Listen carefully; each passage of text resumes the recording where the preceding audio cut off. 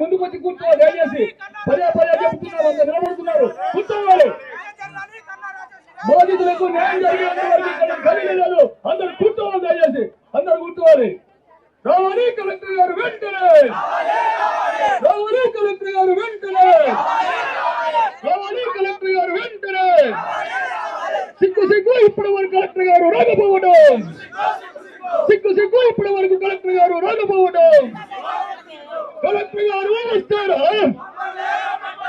Collector గారు వస్తారా? Collector గారు వస్తారా?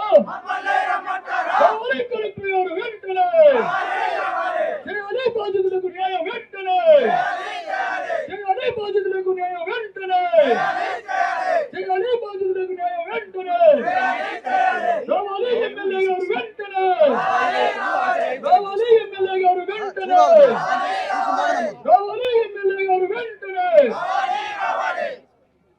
తల్లి అది అమ్మ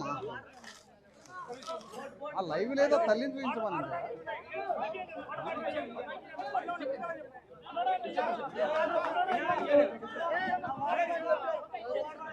దయచేసి శాంతియుతంగా జరుగుతున్నటువంటి ఈ నిరసనకు పోలీసు వారు కూడా మనకు సహకరిస్తున్నారు. ఇప్పటి వరకు కూడా వారికి ధన్యవాదాలు. మేము పోలీసుల మీద మాకు ఎలాంటి కోపం కానీ ఎలాంటి ద్వేషం కానీ లేదు. మీరు మాకు మొదటి నుండి సహాయం చేసేవారే, మీ యొక్క సహాయం సహకారాలు పొందుకున్న వాళ్ళమే. ఈ విషయంలో కూడా మీరు మానవతా దృక్పథం మీద ఆలోచన చేసి మా ఈ పోరాటానికి మీరు సహకరించాల్సిందిగా గాంధీనగర్ వాస్తవ్యుడిగా చనిపోయినటువంటి అధికారుల చేత చంపబడ్డటువంటి కర్ల రాజేష్ యొక్క కజిన్ బ్రదర్గా ఆ ఇంటి పాలివాణిగా నేను మాట్లాడుతున్నా. గాంధీనగర్లో ఉన్నటువంటి మాదిగ ముద్దు బిడ్డలు, వివిధ సంఘాల నాయకులు, ప్రజాప్రతినిధులు, మాజీ ప్రజాప్రతినిధులు గతంలో ఈ వార్డులో ఈ గాంధీనగర్లో ఓట్లతో గెలిచినటువంటి నాయకులు ఈ రోజు మా కర్ల కుటుంబం ఒక పేద కుటుంబం, రెక్కడితే గాని డొక్కాడని ఒక కుటుంబం, చెప్పులు కొట్టుకొని కుటుంబాన్ని పోషించినటువంటి కర్ల నాగయ్య గారి కుటుంబానికి అన్యాయం జరిగితే, ఇంతటి అన్యాయం జరిగితే స్థానికంగా ఉన్నటువంటి నాయకులు మీ స్పందన లేకపోవడం చాలా దురదృష్టకరం, బాధాకరం, దుఃఖకరం. నేను ఏ ఒక్కరిని ఉద్దేశించి మాట్లాడట్లేదు, ఏ ఒక్కరి మీద ద్వేషంతో నేను మాట్లాడట్లేదు. ఇదే సంఘటన రేపు మీ కుటుంబాలలో జరగచ్చు, ఇంకొకరి కుటుంబాలలో జరగచ్చు. ఇదే మా తల్లికి జరిగినటువంటి కడుపు కోత మీ కుటుంబంలో ఉన్న తల్లులకు జరగచ్చు. అప్పుడు కూడా మా మద్దతు మీకు కావాలి. దయచేసి మీరు దాన్ని గుర్తించండి. మనం ఐక్యంగా లేకపోతే మన ఐక్యతను దెబ్బతీయడానికి ఎంతో మంది కుట్ర పన్నుతున్నారు. ఆ కుట్రల్ని జయించి ఈ రోజు మన రాజేష్ కుటుంబానికి న్యాయం సాధించగలిగినట్టయితే అది మనం సాధించే నైతిక విజయం. ఎవరి మీద మనకు కోపం లేదు, పోలీస్ అధికారుల మీద మాకు ద్వేషం లేదు, పోలీస్ అధికారులు అంటే మాకు కోపం లేదు. మేము ఏ విషయంలోనైనా సరే ఆనాటి గుడుంబాకాండ నుంచి ఇప్పటి వరకు కూడా ఈ కోదాడ గాంధీనగర్ 34-35 వార్డులు కూడా ఉన్నటువంటి యువత పోలీసు వారికి ప్రతి కార్యక్రమంలో సహకరించిన వాళ్ళమే. మా ఆవేదన అర్థం చేసుకోనండి. ఏ ఫోర్గా ఉన్నటువంటి వ్యక్తిని అనారోగ్యంతో బాధపడుతుందయ్యా నా కుమారుడిని ప్రైవేట్ హాస్పిటల్లో చూయించుకొని మీకు నేను అప్పచెప్తా అని ప్రాధేయపడ్డా కూడా ఆ తల్లి వేదనను కూడా వినలేక అతన్ని రిమాండ్ ఖైదీగా పంపించారు. ఆరోగ్యం సరిగా లేని వారిని ఎలా రిమాండ్ చేస్తారు? అది చట్టంలో ఉన్నదా? ఆరోగ్యం సరిగా లేనప్పుడు మీరు రిమాండ్ చేయడానికి ఫిట్నెస్ సర్టిఫికెట్ ఎట్లిస్తాడు గవర్నమెంట్ డాక్టర్? అతన్ని కూడా ఇందులో ముద్దాయిగా చేర్చాలి. అతని ఆరోగ్య పరిస్థితి తన తల్లికి తెలుసు. అతనికి ఆయాసం ఉంది, ఉబ్బస ఉంది. ఆ కుటుంబానికి ఆధారం రాజేష్ ఒక్కడే. తన తండ్రి చెప్పులు కొట్టుకొని రోడ్డు వెంట బతికినటువంటి ఆ కుటుంబం కష్టపడి చదివించి అతన్ని ప్రయోజకుడిని చేసి ఈ రోజు ఒక ప్రైవేటు బంకులో 30,000 జీతంతో ఆ కుటుంబాన్ని పోషిస్తుంటే ఏదో చిన్న అకౌంట్ నెంబర్ ఇచ్చినందుకు దాన్ని సాకుగా చూసి అతను తిన్నది ₹1 లేదు. ఆ సీఎం రిలీఫ్ ఫండ్ చెక్ అనే సంగతి అతనికి తెలియదు. అతనికి తెలియకుండానే అమాయకంగా స్నేహితంగా ఒక స్నేహితుడిని నమ్మి అకౌంట్ నెంబర్ ఇచ్చాడు. అతను చేసిన పొరపాటు ఏం లేదు, అది జరిగింది. దాని మీద బాధితుడైనటువంటి చిలుకూరులో ఎవడైతే చెక్ హోల్డర్ కొడారు రాజేష్ వీళ్ళని పిలిపించుకొని పెద్ద మనుషుల సమక్షంలో పంచాయతీ జరిగింది. అతను ₹1,00,000 కాకుండా ₹1,40,000 డిమాండ్ చేయడం జరిగింది. దానికి స్కామర్ అయినటువంటి చడపంగు నరేష్ ఒప్పుకోకపోవడంతో రాజేష్ మీద అక్రమ కేసు పెట్టిండు కొడారు రాజేష్. ఇది జరిగిన సంఘటన. ఇది ఎవరికి తెలియని వాళ్ళు అతను జైలుకు పోతే రాజేష్ మీద ఎలాంటి ముద్ర వేశారంటే ఒక దొంగగా, ఒక మోసగాడిగా 10 లక్షలు వాడుకున్నట్టుగా అతనికి తెలియకుండా అతని మీద ఎంతో ముద్ర మోపి అప్పటి నుండే అతని మీద ఒక చెడు ప్రచారం చేయటం వల్ల కొంతమంది అతనికి మద్దతుగా రాలేకపోతున్నారు. ఇదొక కారణం. ఇది జరిగిన తర్వాత, కేసు పెట్టిన తర్వాత చిలుకూరు నుండి ఒక కానిస్టేబుల్ వెంట పెట్టుకొని రాజేష్ బండి మీద కూర్చోబెట్టుకొని అతను పని చేస్తున్నటువంటి ఆ రిలయన్స్ జియో బంక్ ఆకుపోవడం దగ్గరికి పోయి అందులో క్యాష్ కౌంటర్ లో ఉన్నటువంటి ₹1,00,000 ఆ క్యాష్ కౌంటర్ లో ఉన్నటువంటి ₹1,00,000 ఆ కానిస్టేబుల్ రికవరీ చేసుకొని తీసుకెళ్లాడు. ఆ ₹1,00,000 ఎవరికి ఇచ్చాడు? దానికి సంబంధించిన సీసీటీవీ ఫుటేజ్ ఉన్నాయి, దానికి సంబంధించిన వీడియోగ్రాఫ్లు ఉన్నాయి, అన్ని మా దగ్గర ఉన్నాయి. దానికి సమాధానం ఆ ₹1,00,000 ఎవరికి ఇవ్వాలి, ఎవరికి ఇచ్చారు? నాకు సంబంధం లేదు.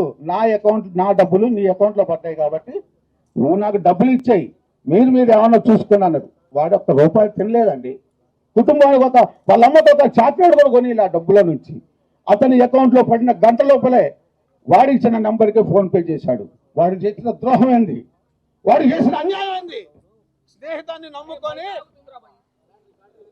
అకౌంట్ నెంబర్ ఇవ్వటం అతను చేసిన తప్పు. ఓకే, తప్పు చేసి ఉండొచ్చు, తెలియక అకౌంట్ నెంబర్ ఇచ్చుండొచ్చు. పిలిపించుకున్నారు, మాట్లాడుకున్నారు. అతనే ఆధారం అయినప్పుడు ఐ విట్నెస్ గా పెట్టుకోవాలి. ఏ ఫోన్ చేసి అతని అనారోగ్యంతో ఉన్న వ్యక్తిని ఎలా మీరు రిమాండ్ ఖైదీగా చేశారు? ఇది ముమ్మాటికి ప్రభుత్వం చేసిన సంబంధించింది కాదు, ఇది వ్యక్తులకు సంబంధించింది కాదు. ఒక కడు పేద కుటుంబానికి జరిగిన అన్యాయం గురించి నేను మాట్లాడుతున్నా. అతను నా కళ్ళవాడు కావచ్చు, నాకు సపోర్ట్ ఉండకపోవచ్చు, కానీ రేపు మీ కుటుంబాలలో జరిగితే మీరు రావాలా రావద్దా?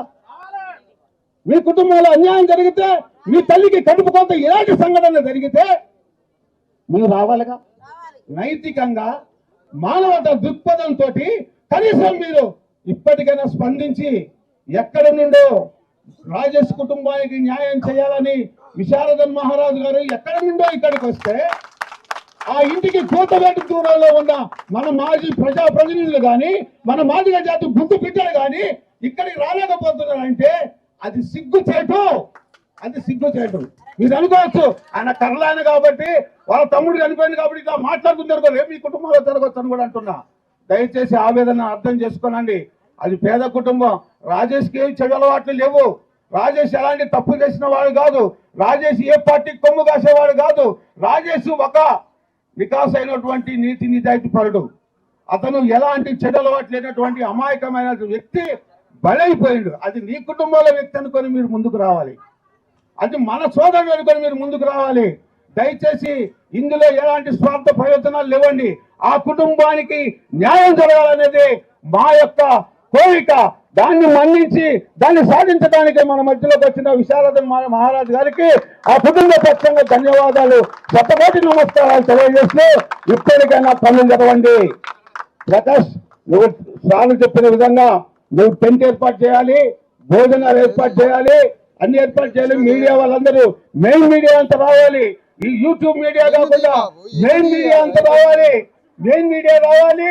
ఇది ప్రభుత్వం దృష్టికి పోవాలి. కేవలం ఒక దళితుల మీదనే ఈ విధంగా అన్యాయం జరగటం, ఒక మాదిగ కులం మీదనే ఇలాంటి అన్యాయం జరగటం, ఏం ద్రోహం చేసినాం? మాదిగ కులంలో పుట్టడం మీరు చేసిన ద్రోహమా? ఒక అంటరాని కులంలో పుట్టడం మీరు చేసిన ద్రోహమా? మేము ఈ అంటరాని కులంలో పుడితే మేము న్యాయం కోసం పోరాటం చేయడానికి మాకు హక్కు లేదా? మా సోదరుడు చనిపోతే ఆ కుటుంబానికి న్యాయం అడగటానికి మాకు హక్కు లేదా? మేము ప్రొటెస్ట్ చేయడానికి మాకు హక్కు లేదా? రాజ్యాంగం మాకు హక్కు కల్పించలేదా? మేము ప్రొటెస్ట్ చేయడానికి పోదంటే మేము మీ ఆస్తులు ధ్వంసం చేయడానికి పోట్లేదు కదా. మేము ప్రభుత్వ ఆస్తులను ధ్వంసం చేయడానికి పోలేదు. శాంతియుతంగా మేము మా ప్రదర్శన తెలుపుకుంటే 10 మందికి తెలుస్తుంది. ఇది కలెక్టర్ దాకపోద్ది, ప్రభుత్వం దాకపోద్ది, తక్షణ స్పందన వస్తుంది. ఇప్పటికి 5 రోజులు డెడ్ బాడీ స్మెల్ వస్తుంది. ఇక్కడ ఏది జరిగినా దానికి పూర్తి బాధ్యత ప్రభుత్వానిదే. ఇక్కడ ఏది జరిగినా దానికి పూర్తి బాధ్యత ప్రభుత్వానిదే. ఈ రాజేష్ మరణానికి కారణమైనటువంటి స్టెప్ 1 కాడ నుంచి చివరి వరకు ఎవరైతే బాధితులు ఉన్నారో ప్రభుత్వ అధికారులు కావచ్చు, పోలీస్ అధికారులు కావచ్చు, వైద్యాధికారులు కావచ్చు, జైలు సిబ్బంది కావచ్చు, రాజేష్ మీద అక్రమ కేసు పెట్టినటువంటి ఆ కొడారు రాజేష్ కావచ్చు, స్కామ్ చేసినటువంటి చెడపొంగు నరేష్ కావచ్చు, అకౌంట్ నెంబర్ తీసుకున్న చంద్రశేఖర్ కావచ్చు, ఫోన్ పే కొట్టించుకున్న నరేష్ తమ్ముడు కావచ్చు, అందరి మీద హత్యా నేరం కింద కేసు నమోదు చేయాలి. మేము అడిగిన డిమాండ్లను నెరవేర్చాలి. తక్షణమే కలెక్టర్ గారు ఇక్కడికి రావాల్సిందిగా మేము సవినయంగా చేతులు జోడించి నమస్కరించి మేము వేడుకుంటున్నామండి. డిమాండ్ కూడా కాదు, వేడుకుంటున్నాం. అయ్యా బాంచందరా మీ కాళ్ళు మొక్కుతా అని వేడుకుంటున్నాం. మా కుటుంబానికి న్యాయం చెయ్యండి. ఆ తల్లి కడుపు కోతకు న్యాయం చేయండి. ఇకనైనా ఈ కార్యక్రమానికి మీ యొక్క సంపూర్ణ మద్దతు ఇవ్వకపోతే జాతి ద్రోహులైతను, కులద్రోహులైతను గుర్తు పెట్టుకోండి. ఈ అవకాశం ఇచ్చిన సారికి నమస్కారాలు తెలియజేస్తూ ముగిస్తున్నాను. చేయాలి రాజేష్ కుటుంబానికి న్యాయం, చేయాలి రాజేష్ కుటుంబానికి న్యాయం.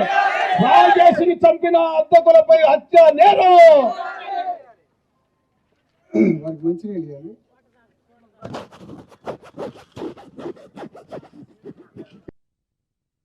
ఉన్న మిత్రులు, ఇది సెల్ ఫోన్లో చూసే ఈ పోరాటానికి మద్దతు ఇచ్చే మిత్రులు గమనించాల్సింది ఏంటంటే, మన నిరసన రోడ్డు మీదకి పోయి తెలియజేయడానికి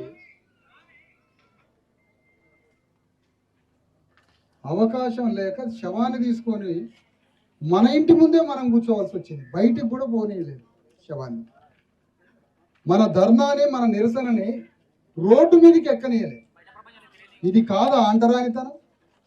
అంటరానితనాన్ని ఎవడు పాటిస్తున్నాడు? ఇప్పుడు ప్రభుత్వమే అంటరానితనం పాటిస్తుంది. ఈరోజు మనం సమాజంలోకి పోనీయకుండా మన ధర్నాని, మన పోరాటాన్ని, మన నిరసనని బయటికి పోయి అన్ని కులాలు అందరూ పెద్ద పెద్ద పోరాటాలు చేస్తున్నారు రోడ్ల మీద. కానీ అన్యాయంగా చనిపోయిన చేయమని ప్రభుత్వాన్ని అడగడానికి తల్లిని నిర్బంధించారు బయటికి పోకుండా. మన కాలనీలో మన ఇంటి ముందు చచ్చిపోయినటువంటి శవం ఉన్న ఇంటి ముందే కూర్చోవాల్సి వచ్చింది ఇక్కడ. అందుకని అడుగుతున్నానమ్మా, మనం రోడ్డు మీదకి పోతే ఎక్కడ గొడవలు సృష్టించి ఎక్కడ ఘర్షణ జరిగి ఈ ఘర్షణలో ఎంత నష్టపోతామో అని గ్రహించి ఎమ్మటే ఇక్కడే కూర్చోవడం జరిగింది. నేను అంటున్నానమ్మా, ఎన్ని రోజులైనా కూర్చుందాం, నెల రోజులైనా 10 రోజులైనా న్యాయం జరిగేంత వరకు కూర్చుందాం, ఎంతమంది ఉంటే అంతమంది. అందుకని ఈ సందర్భంగా మిమ్మల్ని కోరేది ఏంటంటే, మంచినీళ్ళు ఇచ్చేవాళ్ళు, ఛాయ్ ఇచ్చేవాళ్ళు, అంత అన్నం వండి పెట్టేవాళ్ళు, షుగర్ ఉన్న వాళ్ళు ఉన్నారు ఇందులో. వీళ్ళందరినీ కూర్చోబెట్టడానికి కావాల్సినటువంటి సహాయ సహకారాలు అందించండి.